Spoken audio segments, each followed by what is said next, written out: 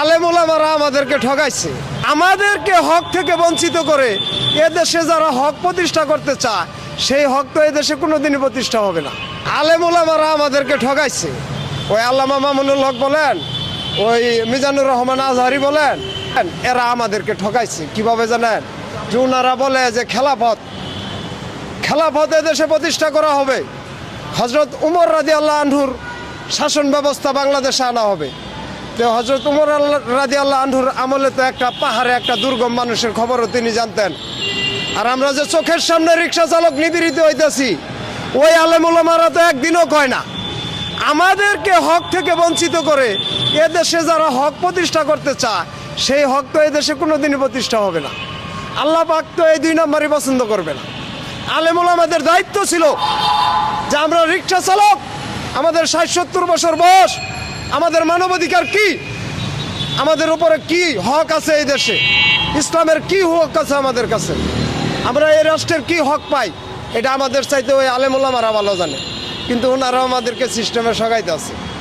সিস্টেমে ঠকায় আমাদের তো কোনো জায়গায় তারা স্থানই দিচ্ছে না। ডালাভাবে ডাকতেছে, রিক্সাওয়ালাগর পোশাক দেন শরীরে, তারা কি কোনো সমাজে যায় দাঁড়াইতে পারে? আলেম ওলামারা কি এটা দেখে না? হযরত উমর রাদিয়াল্লাহু আনহুর সময় তো কেউ বঞ্চিত হয়েছে না।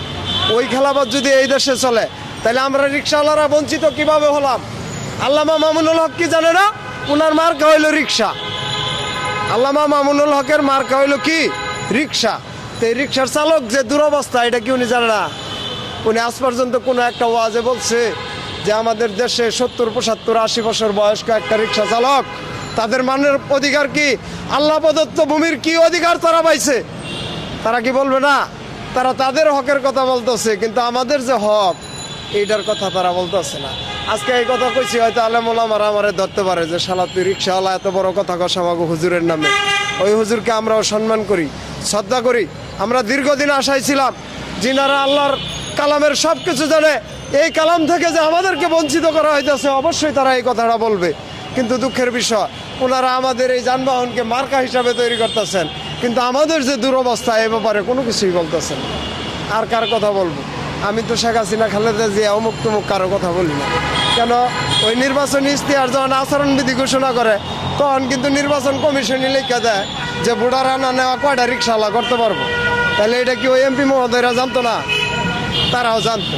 তো সবাই মিলে একটা জাতিকে ঠকাইতেছে। আমি একলা বলে কি এটার পার করতে পারবো? তারপরেও আমার যতটুকু সম্ভব আমি বলতেই থাকবো। কেন? আলেম ওলামাদের উচিত যে আমাদের নিয়ে কথা বলা। আমরা হক বঞ্চিত, আমরা মৌলিক অধিকার বঞ্চিত, মানবাধিকার বঞ্চিত, রাষ্ট্রীয় সেবা বঞ্চিত, সমস্ত সুযোগ থেকে বঞ্চিত, কিন্তু তারা আমাদের কথা বলে না। তারা আমাদের কথা বলে না। এখন আমার কথা হইল, আমি আপনাদের মাধ্যমে কথাগুলো জাতির সামনে তুলে ধরতে চাই। আমি কারো উপরে অভিযোগ করতে চাই না, আমি কাউকে দোষারোপ করতে চাই না। যেহেতু দেশ নতুনভাবে স্বাধীন হয়েছে, এই নতুন দেশ, নতুন স্বাধীনতা সবাই সমানভাবে ভোগ করবে। আমাদেরকে বাদ দেওয়ার যে পায়তারা করা হইতেছে, আশা করি জাতির সামনে এই পায়তারা দেশবাসী মেনে নেবে না। যেহেতু আমরা তাদের দুর্যোগে পাশে থাকি, সমস্ত দুর্যোগে আমরা তাদের পাশে ছিলাম। এই যে করোনার মধ্যে যে দুর্যোগটা ছিল, বাবার লাশ পোলায় ধরতে চাইছে না, আমরা কিন্তু হাসপাতালে নিয়ে গেছি।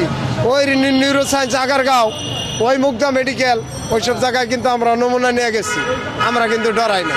জাতির এই যে এখনো বৃষ্টিতে তলায় যায়, আমরা ছাড়া কিন্তু কোনো ভরসা থাকে না। আমরা জাতির দুর্যোগে থাকি। অবশ্যই এই দেশবাসী আমাদেরকে বিপদগামী করবে না, কখনোই আমাদের দাবিগুলো পিছনে ঠেলে। শেষ বার্তা কি আলেম ওলামাদের কাছে? তারা যদি এই রাষ্ট্র গঠন করতে চায় কি ভূমিকা রাখা উচিত? আমি আলেম ওলামাদের কাছে বলছি যে আমিও একজন মুসলমান, আমি ইসলামী শাসন চাই, আল কোরআনের শাসন চাই। এটা আমার চাওয়া, এটা আমার ইমানি দায়িত্ব। কিন্তু আমি আলেম ওলামাদের কাছে বলছি, আমরা রিক্সা চালক, আমরা অধিকার বঞ্চিত। আমাদের মৌলিক অধিকার নিয়ে তারা যেন কথা বলে। আমরা তো শিক্ষিত না, আমরা কিভাবে বলবো? ওনারা আমাদেরকে বাদ দিতেছেন কেন? ইসলাম তো কাউকে বাদ দেয় না, এটা তো শান্তির ধর্ম। আমরা তো মুসলমান, আমাদেরকে এভাবে ছেড়ে দিলেন কেন?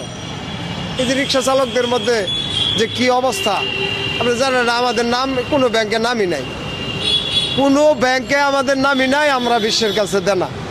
তো হুজুরেরা কি এইসব বিষয়টা জানে না? হুজুররা কি এই পলিসিটা আমাদের সামনে কোনোদিন তুলে ধরছে?